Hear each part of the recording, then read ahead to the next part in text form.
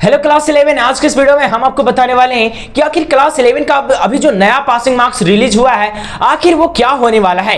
क्या आपका कहीं 5 मार्क्स आ रहा है तो कहीं आप फेल तो नहीं कीजिएगा, क्या आपका 12-13 मार्क्स आ रहा है फिर भी कहीं आप फेल नहीं कीजिएगा। तो आज के इस वीडियो में हम आपको इसकी पूरी जानकारी देने वाले हैं, इसलिए वीडियो के अंत तक बने रहना है। और जो चैनल पर पहली बार है चैनल को जरूर सब्सक्राइब करके वीडियो को लाइक कर लेना है। खैर हम लोग इधर कम बात करते हैं और सीधा हम लोग मेन अपने टॉपिक पे चलते हैं कि आखिर हमको 50 मार्क्स का मेरा एग्जाम था तो हमको आखिर कितना मार्क्स लाना पड़ेगा।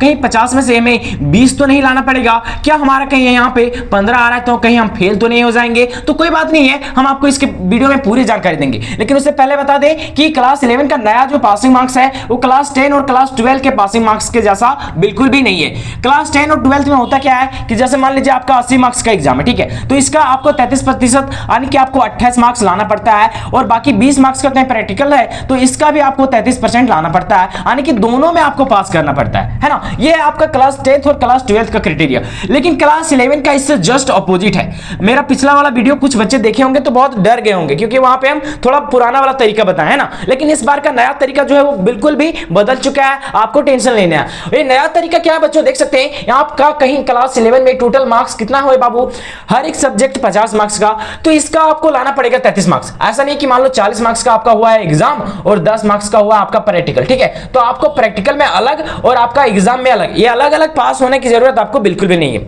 आपको क्या है कि टोटल मिला के कितना होता है 50 मार्क्स, आपको 50 का लाना है कितना बाबू, तो आपको 50 का लाना है आपका 33%, ठीक है। और 50 मार्क्स का आपका जो 33% हम लोग जब निकालते हैं बाबू 50 मार्क्स का 33%, तो ये आता है आपका तकरीबन 16.5, कितना आता है 16.5% आता है। यानी कि आपको 50 में से कितना मार्क्स लाना पड़ेगा, आपको 16.5 मार्क्स लाना पड़ेगा, तभी आप पास हो सकते हैं। लेकिन बहुत सारे बच्चों का सवाल है कि भैया मेरा तो थ्योरी में जो है वो मात्र 9 नंबर आया है, मेरा थ्योरी में कितना है मात्र 9 नंबर, तो क्या हम पास होंगे या फिर हम फेल कर जाएंगे, ये सबसे बड़ा डाउट है बच्चों का।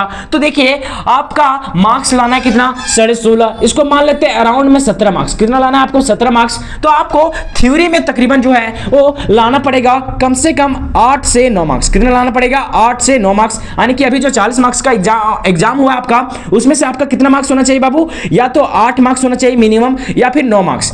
तब क्या होगा, मान लीजिए आप लाइएगा कितना मार्क्स 8 मार्क्स, तो अब आपका कॉलेज आपको, जैसे कोई भी कॉलेज रहता है किसी का भी मिनिमम 8 मार्क्स जरूर देता है और मैक्सिमम देता है 9 मार्क्स। बहुत सारे ऐसे भी कॉलेज होते हैं जहां पे आपको मिल जाता है 10 में से 10 मार्क्स, ठीक है।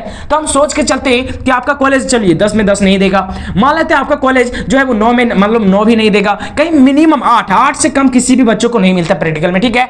तो मान लेते हैं कहीं आपका कॉलेज आपको मात्र 8 मार्क्स दे रहा है, तब आपको पहुंचना है कहां बाबू, तो आपको पहुंचना है 17 तक। तब आपका मार्क्स कितना होना चाहिए 9 नंबर, यानी कि 9 नंबर होना चाहिए। आपका मिनिमम मार्क्स कितना होना चाहिए, यानी कि आपका 40 मार्क्स का अभी एग्जाम देकर आपसे भी आए हैं तो 40 में से आपका 9 ऑब्जेक्टिव सही होना चाहिए किसी भी शर्त पे, ठीक है। हाँ, कहीं आपका कॉलेज आपको 9 मार्क्स देता है तब उस कंडीशन में आपका 8 भी सही होगा तो चलेगा। लेकिन हम मान के चलते हैं कि आपका कॉलेज आपको मात्र 8 मार्क्स दे रहा है, तब उस कंडीशन में आपका होना चाहिए 9 मार्क्स, तब दोनों को जोड़ेंगे तब आपका हो जाएगा आपका 8 16 और 1 17 मार्क्स, ठीक है। यानी कि आपका होना चाहिए कितना मार्क्स बाबू, आपका होना चाहिए यहाँ पे 8 मार्क्स प्रैक्टिकल में तो कंफर्म आएगा, आपका थ्योरी में यहाँ पे यानी अभी जो ऑब्जेक्टिव आपका जो एग्जाम हुआ है उसमें आपका मार्क्स होना चाहिए कितना 9 मार्क्स।